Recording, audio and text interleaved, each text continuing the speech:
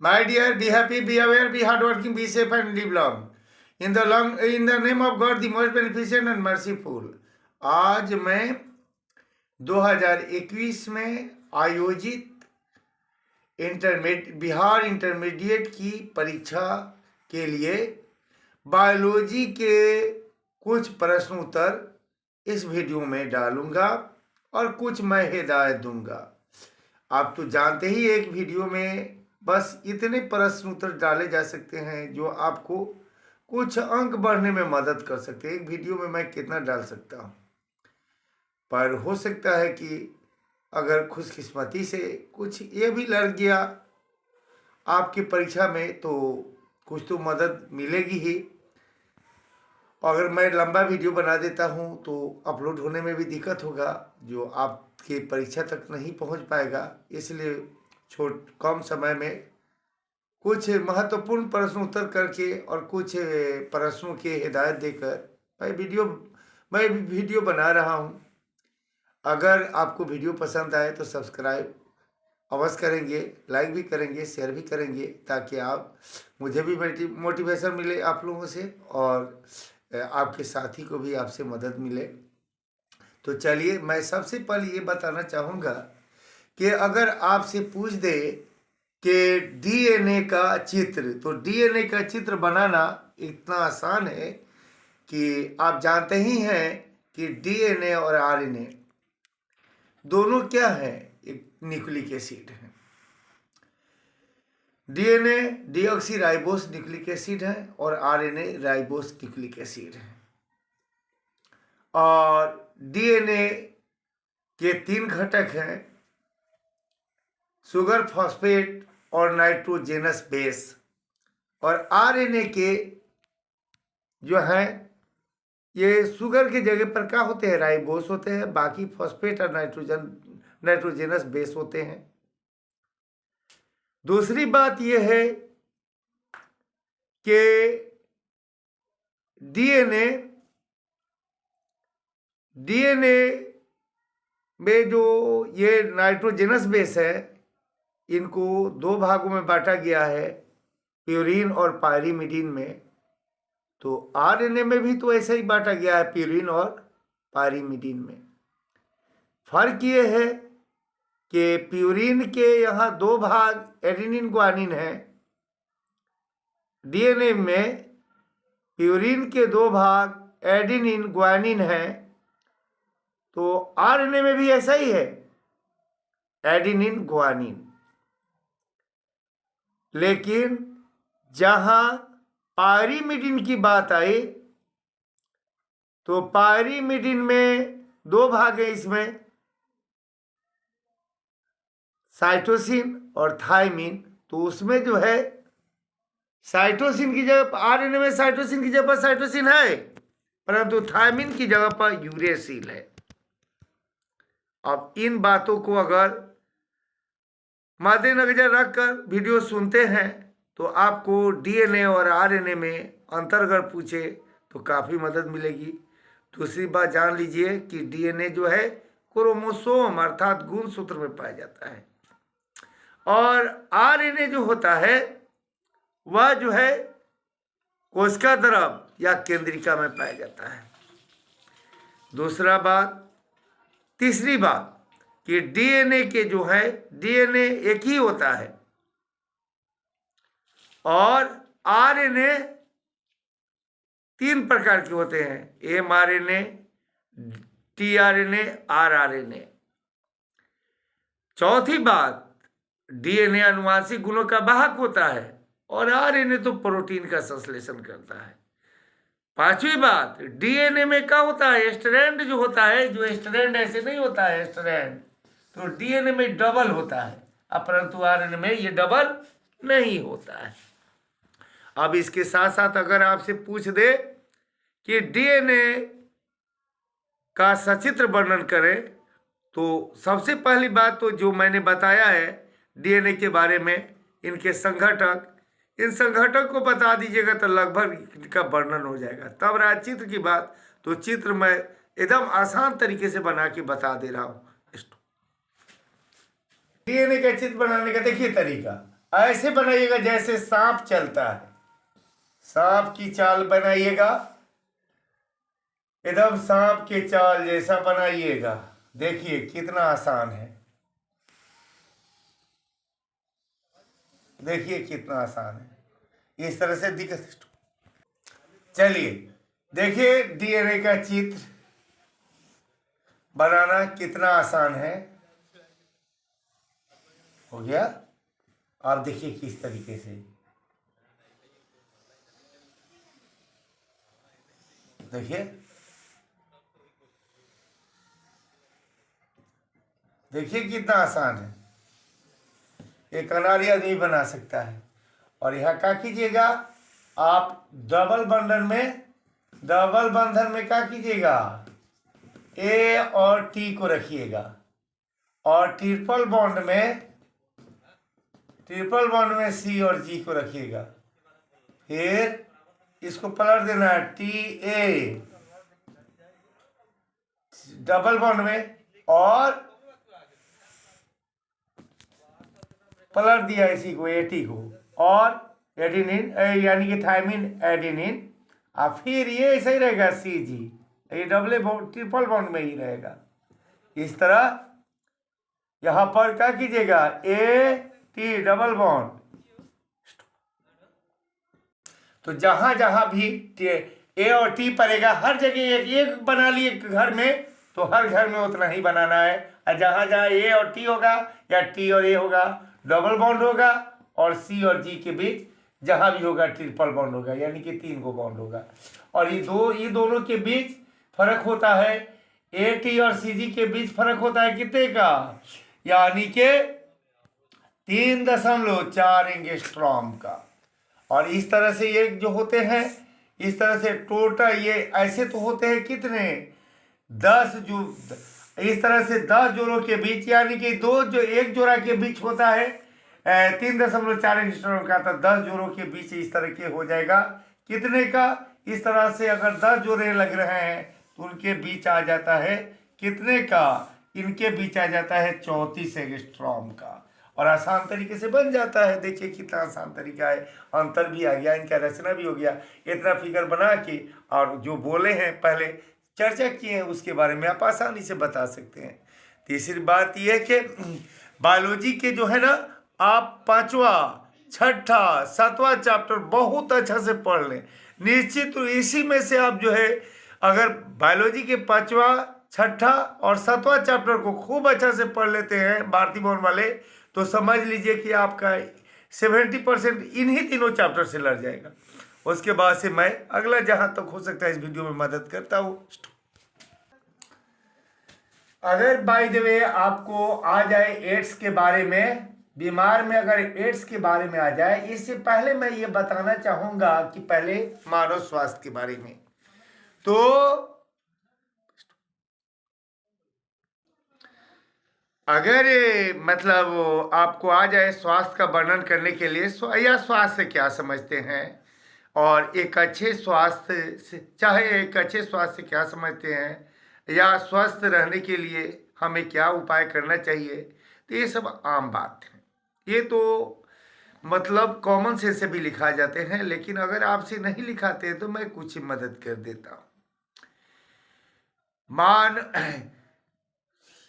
यानी कि स्वास्थ्य के बारे में सबसे पहले आप बताएंगे कि सभी अंगों तथा अंग तंत्रों के सुचारू ढंग से काम करने, रोग तथा मानसिक तनाव से मुक्त रहने की स्थिति को स्वास्थ्य कहते हैं।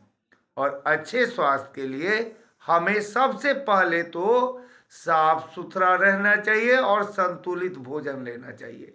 संतुलित भोजन में ये तो बहुत मतलब आम लोग इस बात को जानते हैं कि संतुलित भोजन वैसे भोजन कुछ कहा जाता है जिसमें कार्बोहाइड्रेट, प्रोटीन, वसा, विटामिन, खनिज लवण और जल मौजूद हो।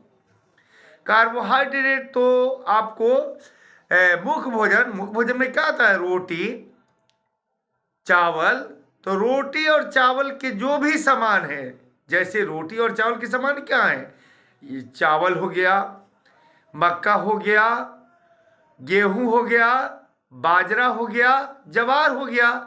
इन सारे चीजों से जो मतलब कार्बोहाइड्रेट प्राप्त होता है।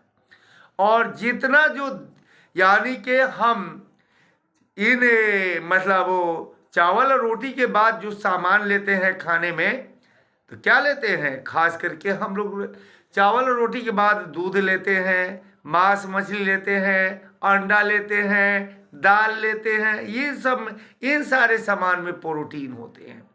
और मतलब उसके बाद से तेलहन वाले सामान में, जो भी तेलहन वाले सामान है, डालडा हो गया या तेल हो गया, तेल वाले सामान हो गए, तो उन सब में क्या होते हैं कि मतलब वसा होते हैं। जो भी तेल वाले सामान है तेलहन में, तेलहन के सामान हो गया आपको सरसों हो गया, तीसी हो गया, डालडा हो गया, ये सारे सामान में क्या है?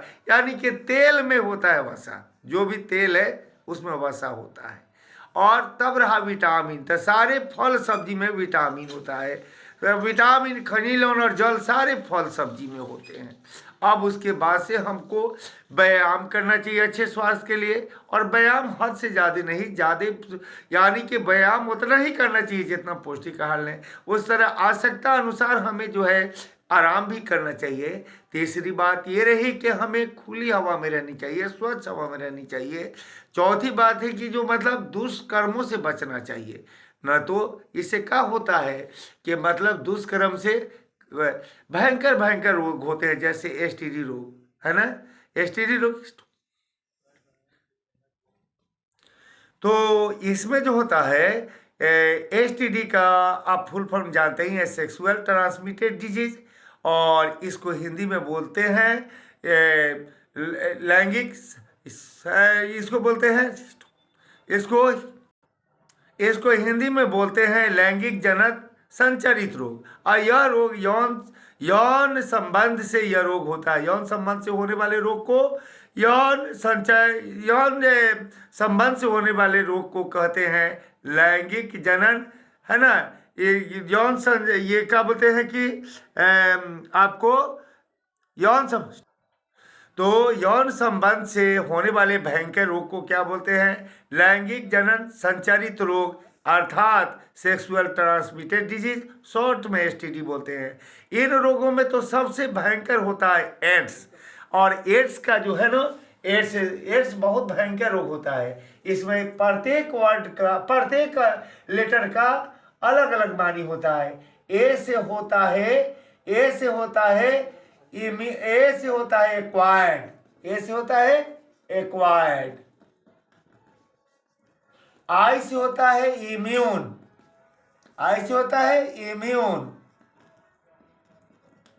और डी से होता है डेफिशिएंसी, और डी से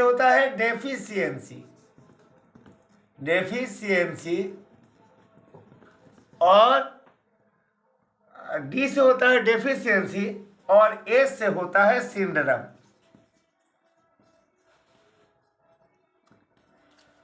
सिंड्रोम। होता है। और इसका मुख्य कारक होता है HIV वायरस। इसका मुख्य कारक होता है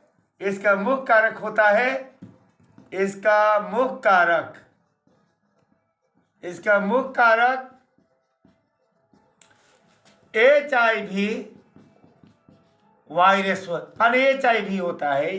इसका मुख्य कारक कौन होता है? HIV। इसका भी HIV में भी प्रत्येक का अलग अलग मीनिंग है।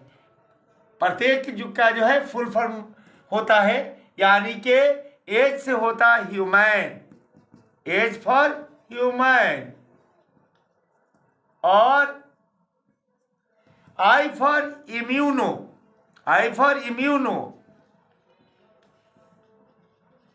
और ये जो है वी फॉर वायरस होता है,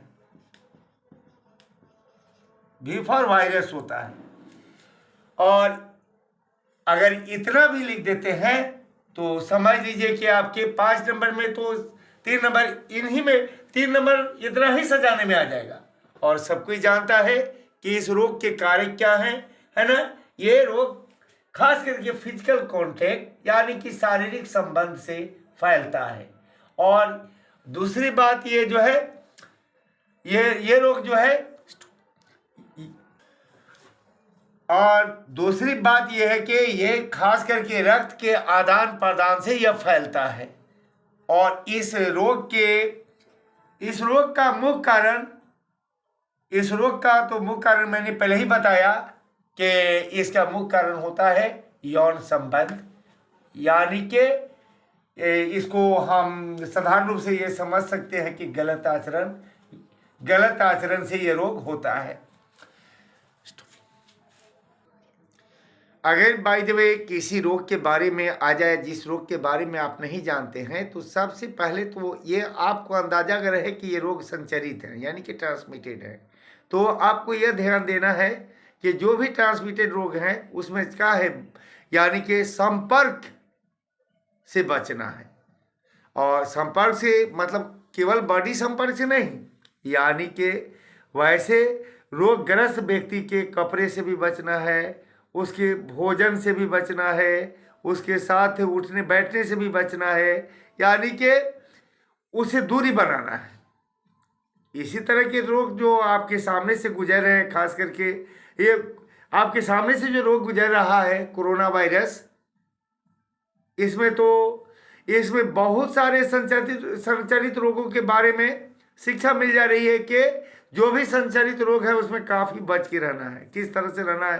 कोरोना वायरस में जो आपने सावधानियां देखा है, संचरित रोगों में कोई भी संचरित रोग आ जाए और आपको पता हो तो कोरोना वायरस जैसी सावधानियां लिख दीजिएगा, कैसे सावधानियां।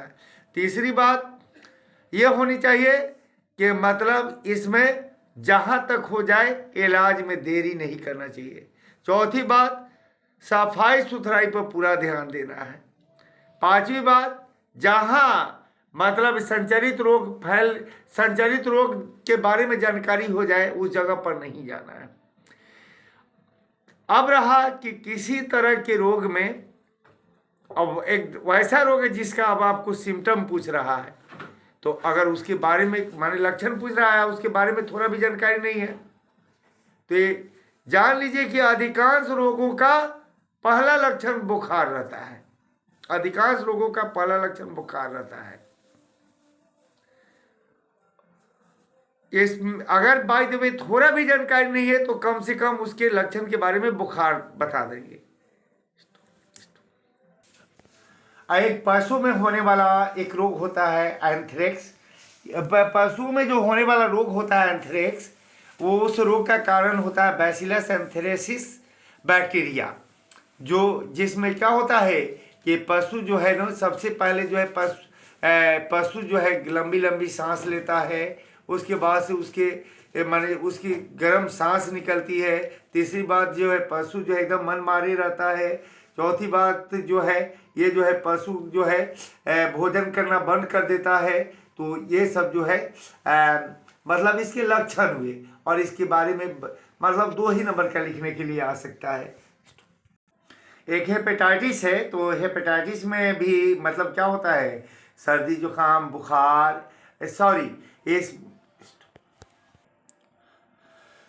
मतलब सर्दी जुकाम नहीं, सिर दर्द होता है, बुखार सामान बुखार रहती है, और उसमें क्या होता है कि त्वचा जो है ना, त्वचा और खास करके आँख का सफ़ेद वाला भाग जो है पीला हो जाता है, और उसके बाद से मतलब यकृत जो है ना, यानी कि लीवर बड़ा हो जाता है। तो कैंसर एक भयंकर रोग है, जानलेवा रोग है, इसके बारे में भी आप पहले से परिचित हैं, लेकिन इसमें है कि यह संचरित रोग नहीं है, परंतु ये भयंकर रोग है। और यह क्या होता है, हम जानते हैं कि शरीर कोशिका के विभाजन से ही शरीर में ऐसे वृद्धि होती है, और कोशिका विभाजन से ही जनन प्रक्रिया होती है, यानी कि कोशिका विभाजन तो जीवों का समान लक्षण है। परंतु जब कोशिकाएं अनियमित रूप से विभाजित होती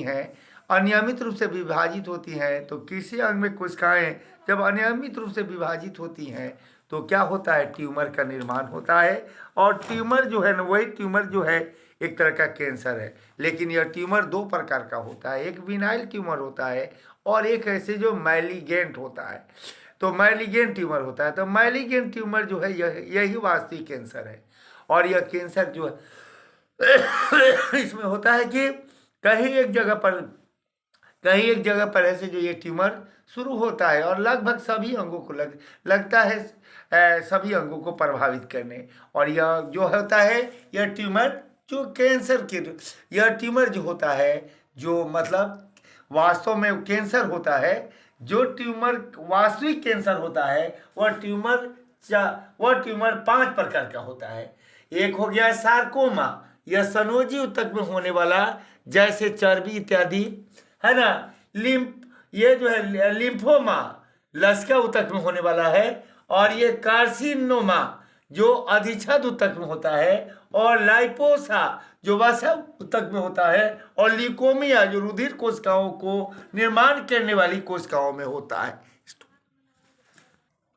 तो अब एक शब्द आ सकता है संलग्नता।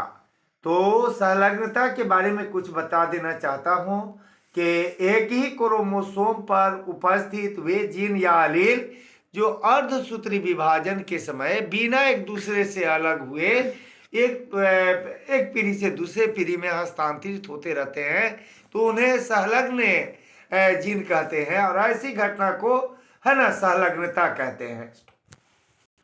अब आया बहुविकल्पता।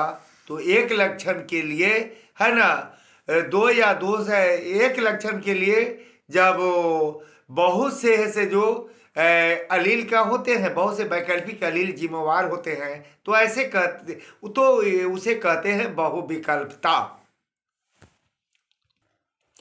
और ये ब्लड ग्रुप में आ जाए तो ब्लड ग्रुप में एक चीज पूछ सकता है कि AB को जो है सर्व प्राप्त करता और O ग्रुप को जो है सर्वदाता क्यों कहते हैं।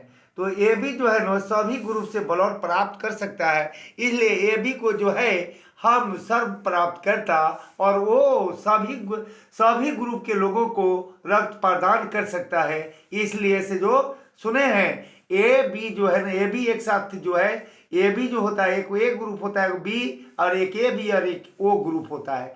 तो AB जो होता है ना वो क्या करता है कि सभी ग्रुप से जो ब्लड ले लेता है, लेकिन सभी ग्रुप को वो ब्लड दे सभी ब्लड से वो ग्रुप ले सकता है, इसलिए उसको सर्व प्राप्त करता कहते हैं। और वो जो है सभी ग्रुप को दे सकता है लेकिन ले नहीं सकता, इसलिए उसको सर्वदाता कहते हैं। अब एक सहप्रभाविता आ सकता है कि जब दोनों जीन जो है ना एक साथ प्रभाव डालते हैं किसी पीढ़ी पर, तो उसको ऐसी स्थिति को सहप्रभाविता कहते हैं। अगर आप पूछ ले अनुकूलन के बारे में, जो अनुकूलन क्या है, तो कहिएगा कि अनुकूलन जो है ना जीवों की आकारिकी और कार्यकी में ऐसा परिवर्तन जिसके कारण जीव अपने वातावरण का सामना आसानी से कर लेता है, वैसी स्थिति को अनुकूलन कहते हैं। जैसे पानी में तैरने के लिए मछली के जो है ना पंख का पतवार जैसा काम करना और पानी की धारा को काटने के लिए उसके से बॉडी का नौका आकार हो जाना, यानी कि नाव के जैसा हो जाना। क्रॉसिंग ओवर यानी कि आपको जीन विनिमय जरूर पढ़ लीजिएगा। उसके बाद से ड्रोसोफिला में से लिंग संलग्नता, मानव में से ड्रोसोफिला में लिंग संलग्नता या ड्रोसोफिला में लिंग निर्धारण है ना, लिंग निर्धारण, और मानव में लिंग निर्धारण का जरूर अध्ययन कर लीजिएगा। लिंग संलग्नता से संबंधित ये रोग जो हो सकता है वर्णाधता, जिसमें जो है जिसका रोगग्रस्त व्यक्ति जो है लाल और हरे रंग की पहचान नहीं कर पाता है, वह लिंग संलग्नता से जुड़ा हुआ रोग है। और उसके बाद से एक होता है बांधता, जिसमें होता क्या है कि ये जो सहवास की क्षमता रहते हुए भी बच्चे जन्म नहीं लेते हैं, तो वो बांधता होता है। और ऐसे जो मतलब मनुष्य को बांधिक मनुष्य कहा जाता है, ठीक है। तो इसके बाद से अब ये मतलब आहार श्रृंखला वगैरह पर भी आप लोग देख लेंगे, और उसके बाद से प्रदूषण वगैरह के बारे में देख लेंगे। प्रदूषण के बारे में अगर आए पूछ दे क्या कि मतलब प्रदूषण जो है क्या चीज़ है, तो प्रदूषण के बारे में कहिएगा कि ये क्या बोलता है, वायु, मिट्टी, जल इत्यादि में दूषित पदार्थों के मिल जाने को प्रदूषण कहते हैं। पूछेगा कि प्रदूषण को ऐसे कैसे रोका जा सकता है। तो प्रदूषण को रोकने का तो यही है कि जो मतलब वैसी चीज़ों का हम इस्तेमाल नहीं करें जिससे प्रदूषण फैलता है। जैसे ये जो है प्रदूषण वाले जो जैसे चिमनी हो गया, या से वैसी गाड़ी जिससे जो प्रदूषण ज़्यादा होता है, या से जो बेकाम का ईंधन ऊंधन इधर उधर नहीं जलावे, ये सब जो है प्रदूषण को रोकने का है। उसके बाद से जनसंख्या नियंत्रण, तो जनसंख्या नियंत्रण जनसंख्या के बारे में पूछ सकता है, यानी कि आदमी के पुरावा से ज़्यादा से जो जनसंख्या हो जाए तो ये जनसंख्या वृद्धि बोलती है। जनसंख्या वृद्धि को रोका जा सकता है बहुत तरीके से, यानी कि संतान उत्पत्ति में है ना कमी करके, या से जो मतलब संतान, सबसे तो पहला ये कि ऐसे उपाय अपनाया जाए जिससे संतान उत्पत्ति की कमी हो। तो ये जो है जनसंख्या नियंत्रण के लिए सबसे साधारण उपाय तो यही है कि वैसे उपायों को अपनाया जाए जिसके लिए जो है, उसके लिए क्या होता है, पुरुष नसबंदी होती है, ये माने स्त्री नसबंदी होती है, उसमें क्या होता है विभिन्न तरह की दवाइयाँ होती हैं, यानी कि उसमें उसी तरह के उपाय अपनाए जाए कि जिसमें से जो मतलब संतान की उत्पत्ति कम हो, जिससे जनसंख्या मतलब नियंत्रित हो जाती है। अगर आपसे आ जाए कि मैंने आहार श्रृंखला के बारे में, तो बता दीजिएगा क्या कि मैंने ऊर्जा के एक दिशीय प्रवाह को, है ना, ऊर्जा के एक दिशीय प्रवाह को जिन जीवों की जिस श्रृंखला द्वारा दर्शाया जाता है उसे हम आहार श्रृंखला कहते हैं। और आहार श्रृंखला के त्वरित स्तर को पोषी स्तर कहते हैं।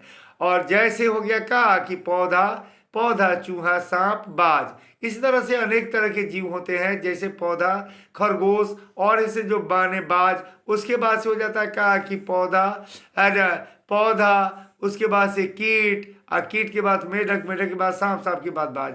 और कई आहार श्रृंखलाओं को एक साथ मिला देने से आहार जाल बनता है। और आहार श्रृंखला को जब माने जो सबसे पहले भोजन बनाता है तो पौधा बनाता है, उसको उत्पादक कहा जाता है। और एक के बाद दूसरे से जो भोजन लेता जाता है उसको हम क्या बोलते हैं, उपभोक्ता बोलते हैं। और उत्पादक से लेके अंतिम उपभोक्ता तक सजाते जाए संख्या के आधार पर, तो उत्पादक की संख्या ज़्यादा होती है और अंतिम उपभोक्ता की संख्या कम होती है। तो इस तरह से क्या होता है, नीचे बहुत चौड़ा आकृति बन जाता है और ऊपर बहुत पतला बन जाता है। इस आकृति को आहार संख्या पिरामिड या आहार पिरामिड कहते हैं। अब ज़्यादा वीडियो लंबा होने से मतलब आपका जा नहीं पाएगा, इसलिए अब स्टॉप करते हैं।